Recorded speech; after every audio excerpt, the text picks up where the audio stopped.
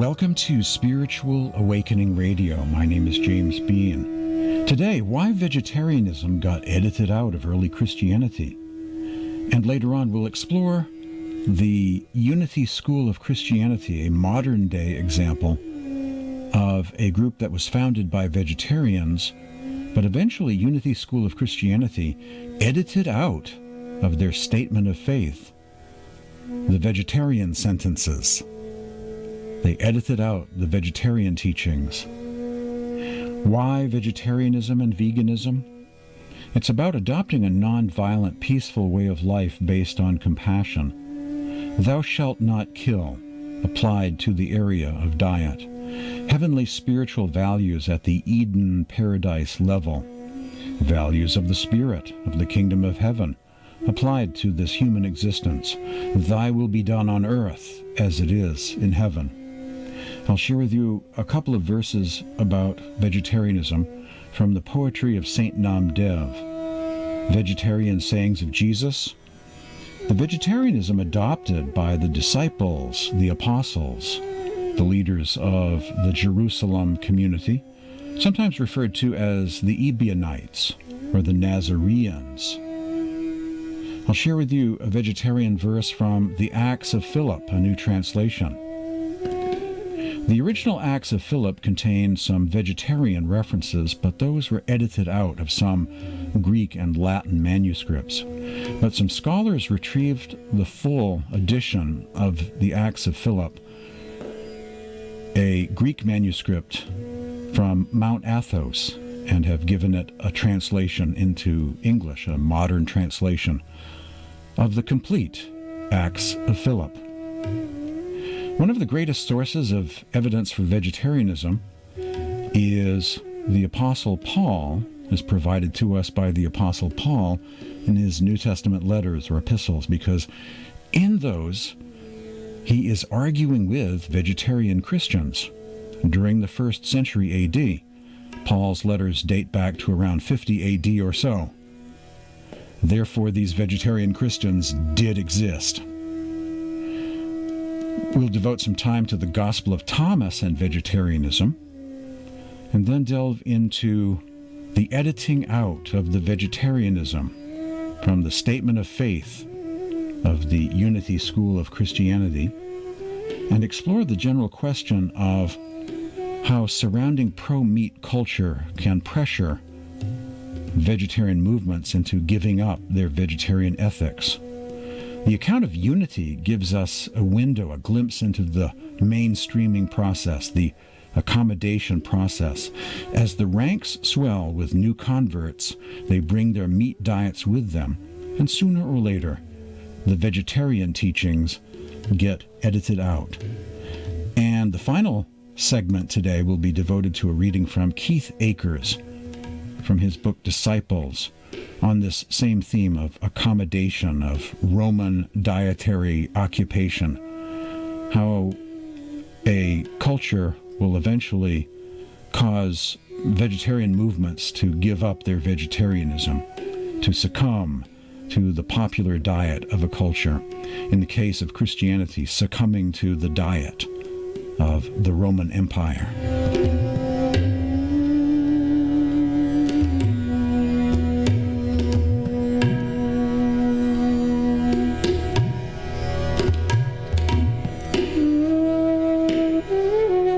I believe, based on the current practices of the dairy industry around the world, that those saints of the past who advocated vegetarianism, perhaps a lacto-vegetarian diet where they would advocate abstaining from meat, fish and fowl, and eggs, but did allow dairy, would these days be adopting a fully vegan diet, giving up dairy, abstaining from all animal products. These days, many are making this transition. This is, in fact, the direction that the vegetarian movement is headed in. Vegetarianism is going vegan. Why vegetarianism? Why veganism? This is a poem from Darshan Singh's book, Pathway of Light. All living creatures seek a life of peace, So pass your days on this earth humanely. Even the heart that beats in an animal's breast knows sympathy, brims with love. So look on all living creatures with loving compassion. Bring to humanity's night the light of dawn. Pythagoras once said, as long as man continues to be the ruthless destroyer of living beings, he will never know health or peace. For as long as men massacre animals, they will kill each other. Indeed, he who sows the seed of murder and pain cannot reap joy and love. A Pythagorean saying quoted by several ancient sources goes like this: a light, meatless diet sharpens one's spiritual perception, while a diet containing meat weighs the soul down. A passage to be found in the Golden Verses of Pythagoras, a textbook on Pythagorean teachings published by E.J. Brill Books. St. Basil the Great from early Christianity said something similar. The steam of meat meals darkens the spirit. One can hardly have virtue if one enjoys meat meals and feasts. In the earthly paradise or Eden, no one sacrificed animals and no one ate meat.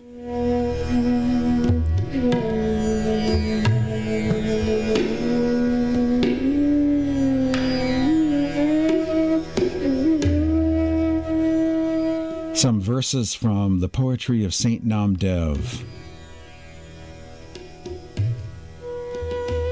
While slashing the throat of an animal, the butcher unwittingly cuts his finger and shouts out, "What pain, what pain, it's killing me."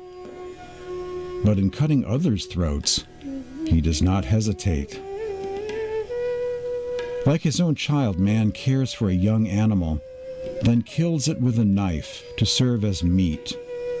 When the noose is around his own neck, he bemoans his fate. He does not remember inflicting mortal blows.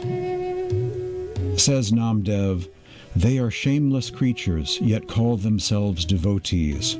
How can they hope to realize the Lord?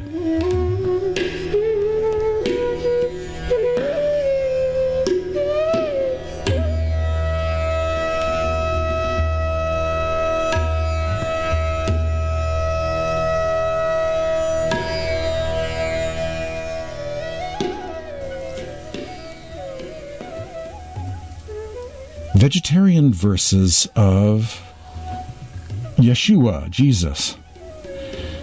This is from the Aramaic manuscript, one of the earliest manuscripts of the Gospel of Luke, preserved in the Aramaic language. Be on guard so that your hearts do not become heavy with the eating of flesh and with the intoxication of wine and with the anxiety of the world. And this is from the Gospel of Matthew. Go and find out what is meant by the scripture that says, it is kindness that I want, not animal sacrifices. The Ebionite or Hebrew Gospel quotes Jesus as saying, I have come to abolish the sacrifices. According to the Gospel of the Ebionites, the Hebrew Christians, Jesus also rejected the Passover meal. Where wilt thou that we prepare for thee to eat the Passover? To which he replied, I have no desire to eat the flesh of this paschal lamb with you. Baptism instituted in place of sacrifices. But when the time began to draw near that what was wanting in the Mosaic institutions should be supplied, as we have said, and as the prophet should appear, to whom he had foretold that he should warn them by the mercy of God to cease from sacrificing, lest haply they might suppose that on the cessation of sacrifice there was no remission of sins for them. He instituted baptism by water amongst them, in which they might be absolved from all their sins on the invocation of his name. and for the future, following a perfect life, might abide in immortality, being purified not by the blood of beasts, but by the purification of the wisdom of God. The vegetarianism adopted by the disciples, the apostles, the leaders of the Ebionites, the Aramaic-speaking Christians, also called Nazareans. Peter said that he once was a fisherman, but adopted a diet of bread, olives, and pot herbs, or vegetables. Peter described himself and the other apostles as former fishermen that had long since adopted a simple vegetarian diet and itinerant lifestyle of poverty. Quote, "Our way of life is being served with only bread and olives and sometimes vegetables," unquote. A passage from the Syriac, Aramaic, Clementine recognitions and homilies, a kind of Ebionite book of Acts. They, the apostles, embraced and persevered in a strenuous and laborious life with fasting and abstinence from wine and meat. A quote from the church historian Eusebius in Proof of the Gospels. "And happiness is found in the practice of virtue. Accordingly, the apostle Matthew partook of seeds and nuts, hard-shelled fruits and vegetables without flesh." A quote from the early church father of Alexandria, known as Clement. And this is from the Acts of Philip, which I just acquired recently based on a new translation, a Greek manuscript from Mount Athos, which was recovered and translated into contemporary English in a book called The Acts of Philip, a new translation. "For sanctity is the bridge for the souls of the righteous, and it abolishes the source of corruption. Therefore, raise yourself above the pollution of desire. Do not allow meat eating and excessive drinking of wine to rule your members, lest your soul be cast in that mold," unquote. The Acts of Philip, brand new translation. Hieronymus, an early church father, wrote, "The consumption of animal flesh was unknown up until the Great Flood, but since the Great Flood, we have had animal flesh stuffed into our mouths. Jesus the Christ, who appeared when the time was fulfilled, again joined the end to the beginning, so that we are now no longer allowed to eat animal flesh," unquote. One of the greatest sources of evidence for vegetarianism in the original Jesus movement, the early church, is supplied to us by the Apostle Paul in his New Testament epistles or letters. Paul's letters date back to around 50 AD. And several of those he's arguing with vegetarian Christians about eating meat, as well as eating meat that had been sacrificed to idols. In other words, eating the meat of animals, the bodies of which had been used in religious ritual sacrifices in pagan temples. Paul thought it was okay eating meat, including meat used in these ritual sacrifices, whereas followers of the Jesus movement were not only opposed to eating meat used in animal sacrifices, but ate no meat at all, as they were vegetarians. The early followers of Jesus were vegetarians. Note that James, the brother of Jesus, was a vegetarian, as was the Aramaic community in Jerusalem that he led. This vegetarian apostle, by the name of James the Just, brother of the Lord, was the main leader of early Christianity, the head of the Jerusalem community that Paul was arguing with. James the Just, brother of Jesus, head apostle and next leader of the church. And he was vegetarian. And this is agreed upon by early church fathers, Orthodox sources, Augustine, St. Augustine. I mean, it's unanimous. Church historians, they all say James the Just was a vegetarian. James had a brother. Jesus had a brother. His name was James the Just. He's referred to by scholars and historians as James the Righteous or the teacher of righteousness. According to a wide variety of sources, James became Jesus' spiritual successor, the next leader of this group, referred to as the Hebrew Christians, or Ebionites. James was a vegetarian, quote-unquote, Professor Robert Eisenman. In his 1,000-page book all about James the Just, all we know, all of the passages in history about James the Just. James the Just, the key to unlocking the secrets of early Christianity and the Dead Sea Scrolls, a very big, fat paperback book. In the Gospel of Thomas, saying 12, the students said to Yeshua, "We know you will leave us. Who will be our leader?" Yeshua said to them, "Wherever you are, seek out Yaakov the just, James the just. For his sake, heaven and earth came into being." James, the brother of the Lord, lived on seeds and plants and touched neither meat nor wine. James, the brother of the Lord, was holy from his mother's womb, and he drank no wine nor strong drink, nor did he eat flesh. A quote from Hegesippus from the church history.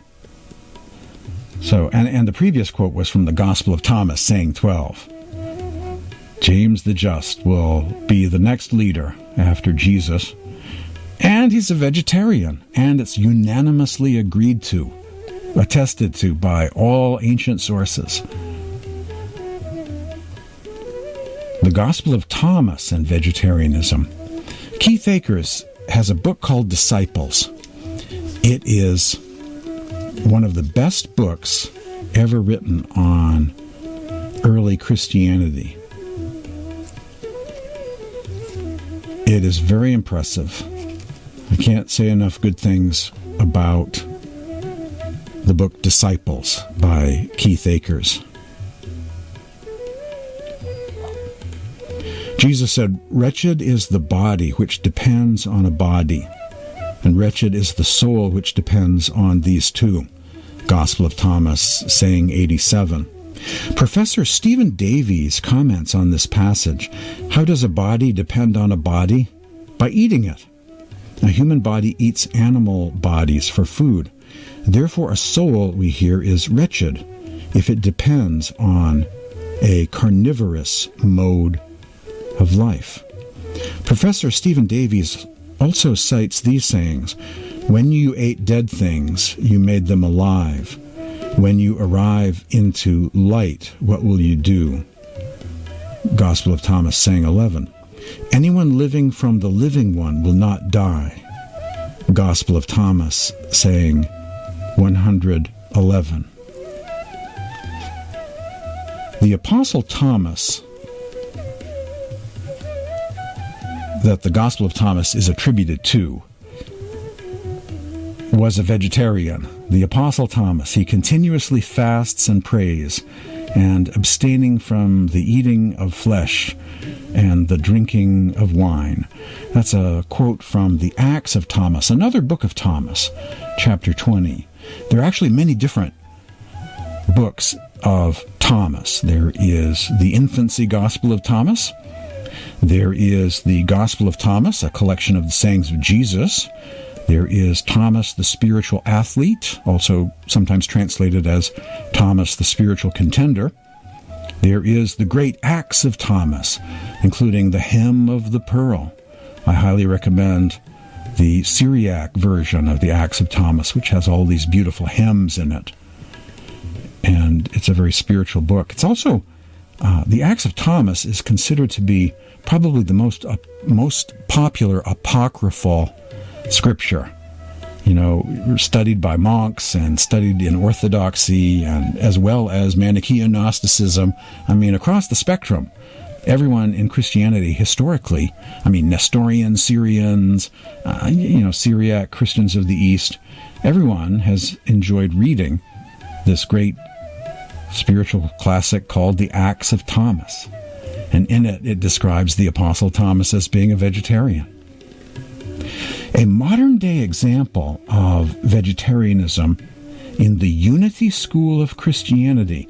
This is based on an article called Pioneers. Mary Myrtle Page Fillmore, 1845, passed on in 1931, and Charles Fillmore, 1854, born in 1854, passed on in 1948.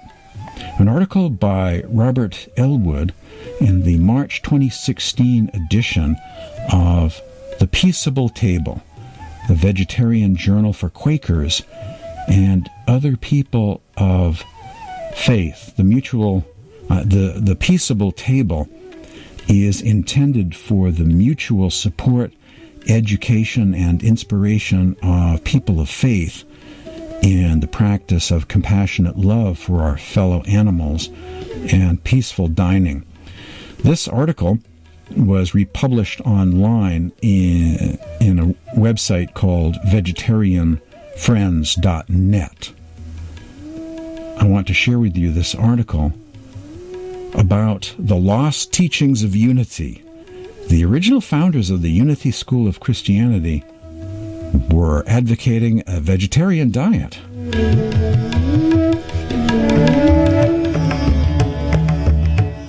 Charles and Myrtle Fillmore were co-founders of Unity, the Unity School of Christianity, the largest American denomination in the New Thought tradition.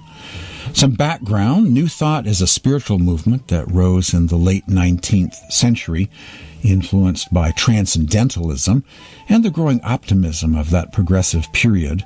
It emphasized the power of positive affirmation to bring about healing and success. The Fillmores founded the Unity Church as the Unity School of Christianity in 1889. Charles and Myrtle Fillmore became vegetarian shortly after founding Unity. While at first they believed that what one ate was a matter of indifference so long as consciousness was right, they quickly realized that whether one's palate reflects love or violence has much to do with the inner life. Quote, "I can say about flesh eating that the Spirit has shown me repeatedly that I could not refine my body and make it a harmonious instrument for the soul so long as I continued to fill it with the cells of dead animals," unquote. The Unity movement grew rapidly, and as early as 1906 offered a vegetarian cafeteria in their Kansas City church, and also a store, the Unity Pure Food Company, where one could get hard-to-find vegetarian products. In 1924, the cafeteria, dubbed the Unity Inn, was moved to a large headquarters complex, where it ranked as one of the largest vegetarian cafes in the world, serving some 10,000 meals a week. The cafeteria boasted a large fountain, red tile floors, indoor trees, and French doors opening onto attractive terraces. On the second floor, a banquet room featured drapes, ornate chandeliers, and a formal stage. The cafeteria remains, but is no longer exclusively vegetarian. The Fillmores' three sons, Lowell, Waldo, and Royal, were active in Unity and in vegetarianism. As early as 1906, Lowell wrote a vegetarian column in Unity magazine for a couple of years, and in 1911, Royal carried on a similar column under the pseudonym Veg until his early death in 1923. Despite his diet, most unfortunately, Royal suffered from obesity most of his life and died in his 30s from hypertension. His notable charisma, commitment, and his strong vegetarianism would have made him a natural successor to his father as leader of Unity. As it was, Lowell, a capable administrator but perhaps less dynamic, assisted by Waldo as board chairman, presided over the church's remarkable post-war growth. Lowell had some tendency to play down Unity's distinctiveness and led the church into becoming mainstream Protestant, which was probably part of the reason for the unfortunate direction it took in the late 1930s. Nonetheless, at that time, the word was out in the days of the founders During the horrors of the First World War, Charles wrote, quote, "We need never look for universal peace on this earth until men stop killing animals for food. The lust for blood has permeated the race thought, and the destruction of life will continue to repeat its psychology the world round, until men willingly observe the law in all phases of life, thou shalt not kill. The desire to demonstrate the love universal is lifting thousands out of every form of cruelty that selfishness has claimed is necessary to man's well-being. Therefore, in the light of the truth that God is love and that Jesus came to make his love manifest in the world, we cannot believe it is his will for men to eat meat or to do anything else that would cause suffering to the innocent and helpless," unquote. A passage from Vegetarianism, published June 1915. Ironically, in 1939, on the eve of the Second and even more terrible World War, Unity removed from its statement of faith this sentence, quote, "We believe that all life is sacred and that man should not kill or be a party to the killing of animals for food. Also that cruelty, war, and wanton destruction of human life will continue so long as men destroy animals," unquote. That was edited out of their statement of faith. All the reasons for the turn against vegetarianism in the late 1930s are not clear, but certainly it was in part, a consequence of the death of Royal in 1923 and of Myrtle in 1931. Myrtle seems to have the real energy behind violence-free eating, and Charles's second wife, Cora, may have been less committed. Charles, who had relinquished leadership by then, himself began eating fish on occasion. It seems likely that a desire to fit better into the mainstream Protestant model and play down highly distinctive features in Unity had a part of it as well.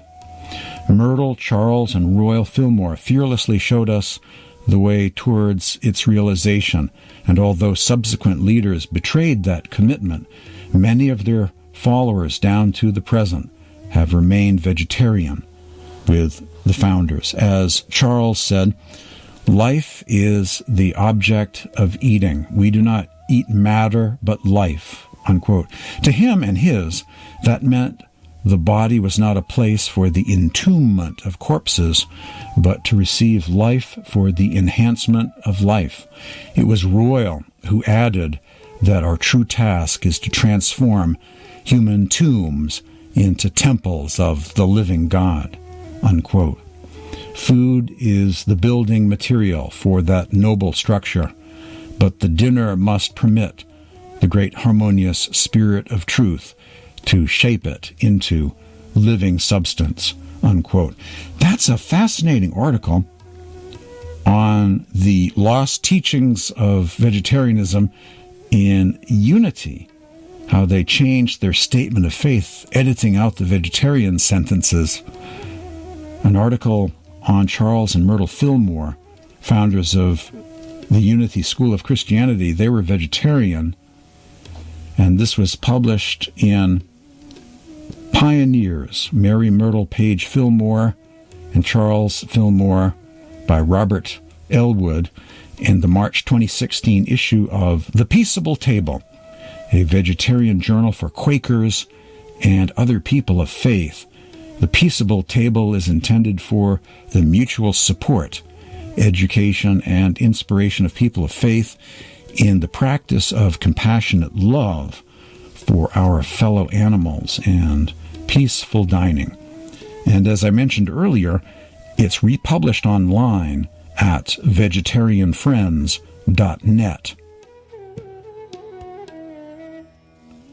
And that brings us to the subject of accommodation. The surrounding pro-meat culture pressures vegetarian movements into giving up their vegetarian ethics.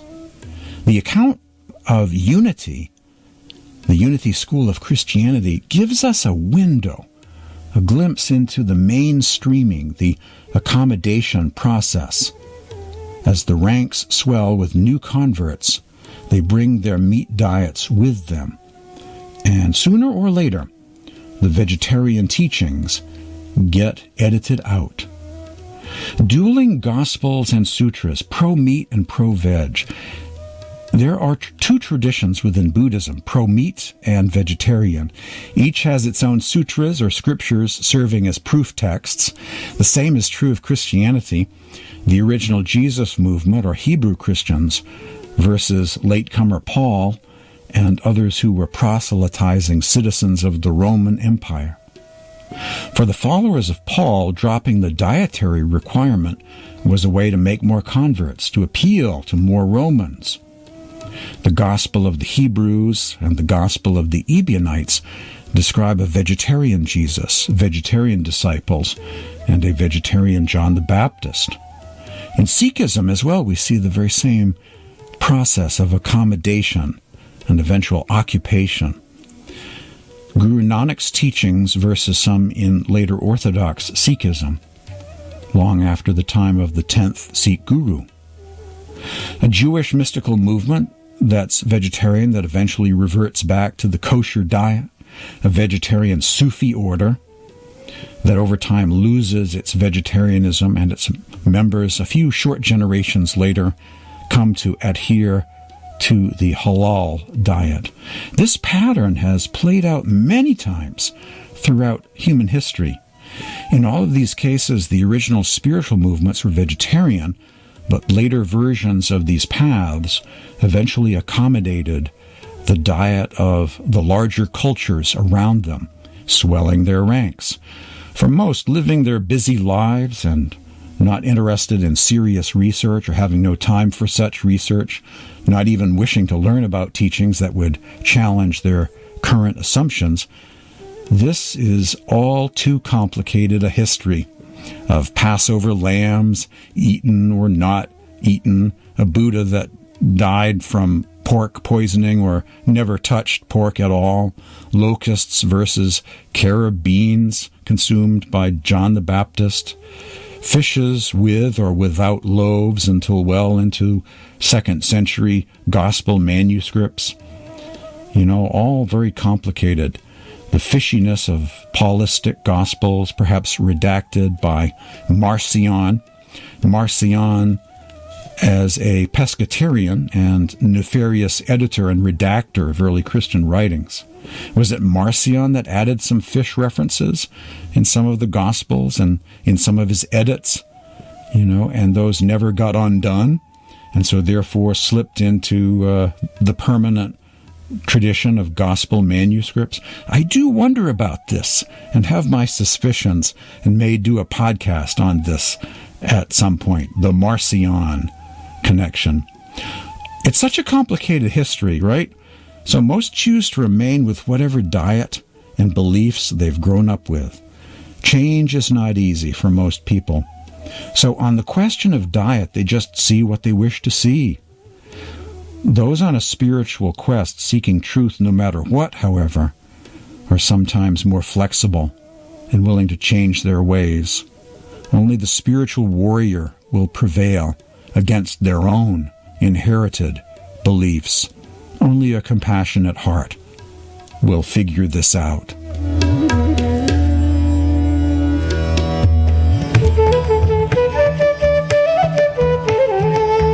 In our final segment today, I return once again to a book by Keith Akers called Disciples, How Jewish Christianity Shaped Jesus and Shattered the Church. One of the best books on early Christianity, the John the Baptist group, the Essenes, Therapeutae, Mandaeans, the Jesus Sutra, the folks in the East that were also vegetarian, the Church of the Light in China. This book is so wonderful. Disciples by Keith Akers. We were just talking about accommodation, Roman dietary occupation, how spiritual movements can change over time. You can have a vegetarian Rumi founding a Sufi order that a few generations later, is following the more mainstream Muslim halal diet. You can have a mystical Kabbalist movement saying, let's all get back to Genesis chapter 1 and be vegan, back to Eden, back to paradise. And yet eventually they go back to a more mainstream kosher sort of diet. You have Roman meat-eating Christians that have nothing whatsoever to do with the original Jesus movement, and certainly were not willing to keep in print, to translate the original Gospels of the Ebionites and the Hebrews. They certainly had no interest in doing that and left those writings behind to disappear from history. You find Guru Nanak, the founder of Sikhism, being vegetarian, but later on some Sikhs eat meat. Same with Buddhism. We find this playing out over and over again as the teachings change when the founders disappear from the scene. This is how vegetarianism can be edited out of a religion, including early Christianity. And the more recent example of vegetarianism being edited out of the official teachings of the Unity School of Christianity provides a window into this process of accommodation, of mainstreaming, getting absorbed into a culture. Paul did this, participated in this. Keith Akers, this is a reading from Disciples by Keith Akers, a section titled Paul's Accommodation to the Larger Society. Keith Akers writes, vegetarianism was an embarrassing issue in apostolic times, not just a creation of some later fanatical Ebionites. Paul specifically refers to those who do not eat meat or drink wine. So we have every reason to believe that there were radical vegetarians during the apostolic age. Paul likely understood that forbidding meat and wine was not going to go well with those in the upper class, and that Christianity would spread if it could reach across class barriers to those who were well off in the ancient world. Keith Akers also writes, when the pagan emperor Constantine co-opted the church at the Council of Nicaea, the movement moderated its original radical ideals of pacifism in favor of accommodating the larger society. Suddenly it was not only morally acceptable, but even praiseworthy to kill people in battle, provided, of course, that you were fighting on the right side. The church also found a way to accommodate commercial interests and become wealthy and worldly. Much of the monastic movement began as a protest against this compromise of what many thought was a sellout to the larger society. This is also what happened with vegetarianism in the case of two modern Christian groups, the Seventh-day Adventists, founded by Ellen White, and Unity School of Christianity, Charles and Myrtle Fillmore. In both cases, the founders were ethical vegetarians, but in both cases, the adherence to vegetarianism was steadily weakened, and in the case of Unity, seems to have almost completely disappeared. This tendency only rarely works to take groups in a more radical direction, but in the accommodationist direction, it is all too common, writes Keith Akers. Thank you for joining me today for Spiritual Awakening Radio. I love doing these occasional pro-veg, pro-vegan shows, adding some new research, some new material. Today we've covered why vegetarianism and veganism, the reason, the spiritual and ethical reasons, pertaining to living a violence-free, peaceful lifestyle conducive to meditation practice. We've covered vegetarian verses of Saint Namdev, some vegetarian sayings of Jesus, vegetarian sayings and information about the disciples, the original apostles, who didn't stay fishermen for all eternity, but changed, the rest of the story. the vegetarianism of James the Just, the Apostle Thomas, and Peter, and so on. And I mentioned how the Apostle Paul, an opponent of early vegetarianism, nevertheless provides evidence for the existence of Christian vegetarians in the first century because he was arguing with them. Therefore, they existed. I shared with you a reading from Keith Akers on the vegetarian-leaning sayings in the Gospel of Thomas. And then, of course, the article on the vegetarianism of the founders of Unity School of Christianity, and how that gives us a window, a glimpse into this process of how a group can start off being vegetarian, like the Jesus movement or Sufism founded by Rumi or one of the other Sufi saints, and yet decades later, a few generations later, something different, a different diet takes over. What's up with that? How does that happen? And so today exploring that process, I think, is very helpful.